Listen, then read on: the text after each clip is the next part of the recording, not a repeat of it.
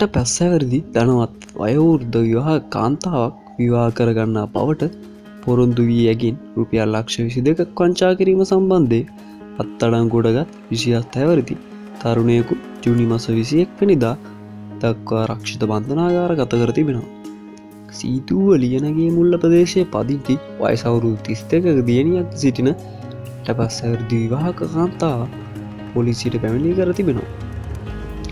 තරුණයා තමන් විවාහ කරගන්නා බවට පොරොන්දු වී තමාගේ මුදල් ලබාගත් බවයි. පසුව කර ඇති පොලිස් පරීක්ෂණවලින් හෙළිව ඇත්තේ 24 හැවිරිදි තරුණයා රත්මල්ගහ ඇල්ල ප්‍රදේශයේ පදිංචි විවාහකයෙක්ද වන බවයි. දිනපතා මෙවැනි වීඩියෝ නැරඹීමට අපිව සබ්ස්ක්‍රයිබ් කරන්නත් අමතක කරන්න එපා.